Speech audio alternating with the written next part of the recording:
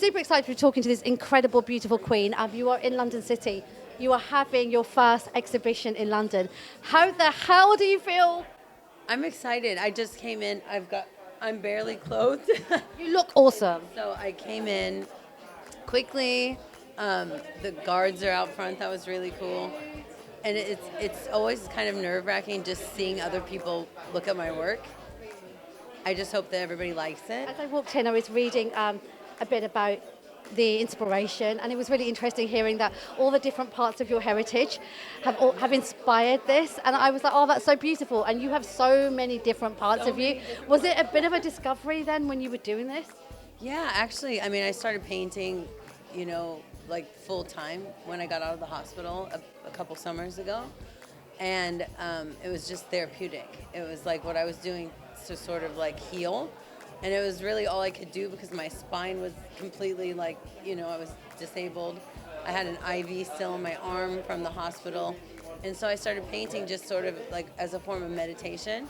And it just turned into this like crazy discovery. And I found it's cheaper than therapy. I love therapy. Let me tell you I love that. therapy too. I do. But this is like, it's different. I don't have to talk. But everything that's in here comes out on canvas. And it's the only thing that just really silences my mind. Watching you on the show as well, you're on the 9th season, which I want to ask you about. Your energy's always been beautiful, and you've always been a girl's girl.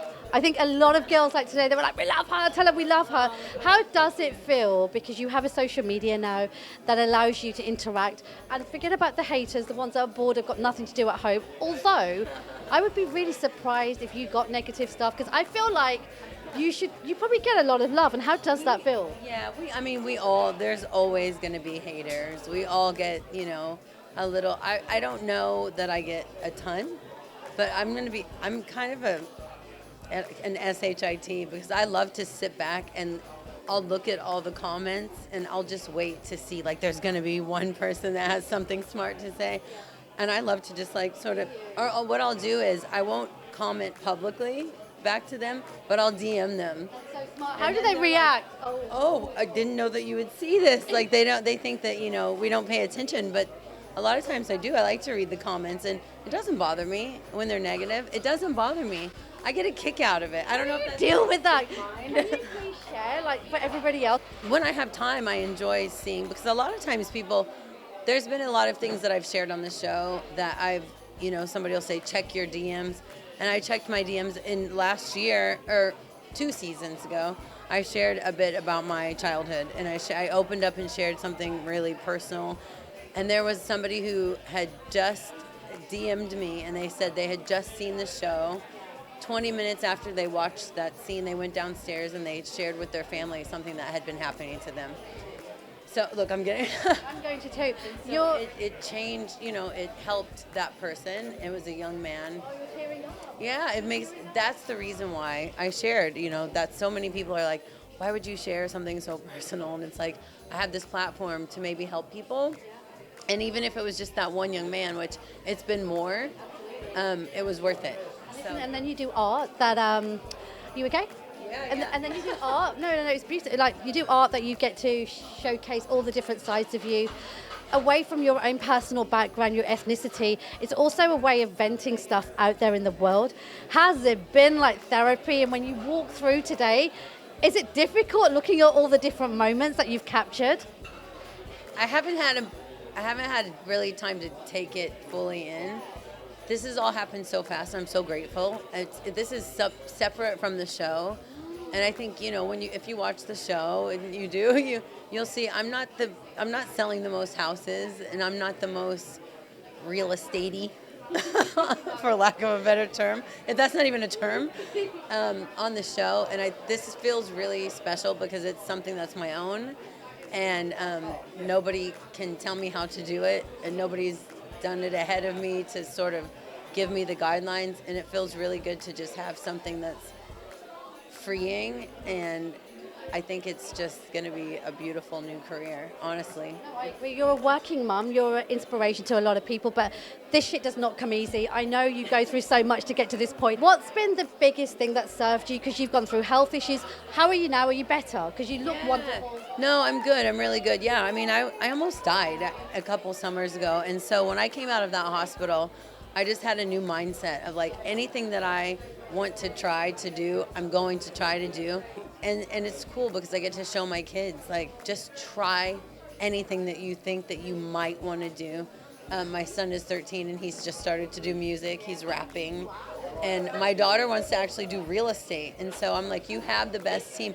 Uncle Jason and Uncle Brett, you know, they've been in my kids' lives since they were born. And so I told my daughter though, I said, I don't want you to work for the Oppenheim Group.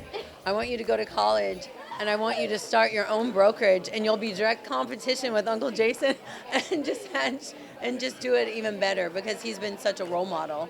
You know, he's one of the hardest working men that I know and he's been a really good role model to the kids and obviously because now my daughter wants to do real estate.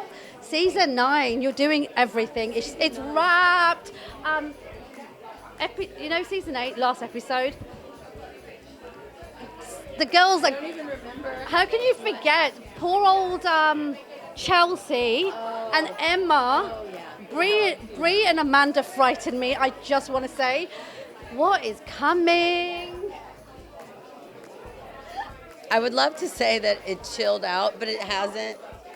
It hasn't. There's more drama. There's a continuation of still the same, you know, people that were beefing from before. You'll see me get a little bit explosive even. But you never do that. You're always like the peacemaker, the one that's like, I'm not in this. If I have a very strong opinion about something, which I did, I was triggered. And I had a very strong opinion about something that somebody says during one of the episodes. And I like come out of my skin and I'm sticking up for a friend and you'll see it's quite. Ride or die. I haven't seen the edited version, but I remember the moment. And I was passionate. Wow, that's going to be different from you. Fashion. My friends and I have this idea that there's a room full of clothes and you all run in and you grab. Like, how does it work? Because the fashion is ridiculous. I wish that were the case. We have to do all of that ourselves. Netflix doesn't give us like a budget for fashion or glam. It's all on us for hair, makeup, and our wardrobe. Honestly, this season, I'm trying to think, what did I wear? I know that for sure there was a couple scenes that they said they had to cut for audio purposes. Something they had to read. They always have to maybe redo something. And I'm like, damn, that was 2 of my really good outfits. And so I don't know. Everybody always looks phenomenal. And they always up the fashion every season. So I don't know. I honestly, we film for so many months, but then it's almost like you forget quickly. So I don't know what I wore. I hope I still look really cool, but how has that process for you? Like, you're 9 seasons in, you keep doing it. I know they're your friends. I know you love them, but is it just that reason that you keep going back, or is it also this is a great platform for me to grow who I'm trying to be? I've always had a dream of having my own show, whether it would be design based. Now I think I would have to maybe modify what my picture of that show would be, maybe a spin-off about art. I've always wanted to have a show where it was more like helping. You need to do like interior. You know, have the guys do that show on Netflix, the Fab Five, the Queer Eye.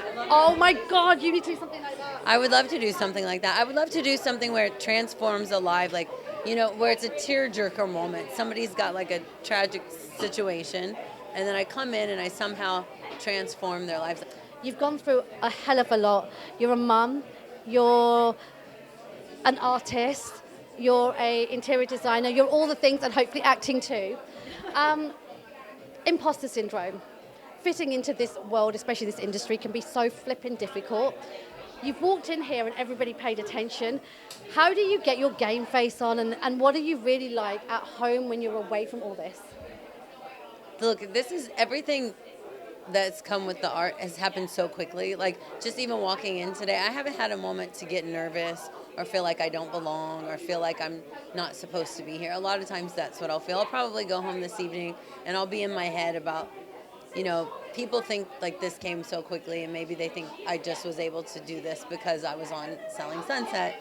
I go to therapy for that, and I'm really working hard to own the fact that I'm the shit and that I've earned this and I deserve to be here. And so I just keep practicing those things because I really do think that I have. And so I'm going to try not to let those demons come in and, try to steal it from me. I really think that this is a moment that I want to take in and just be really grateful for. Absolute pleasure to meet you. Gal Gadot and you are like sisters separated at birth. You need to do Wonder Woman. I'm serious. You need to be part of that family. I would love that. Yeah, call me.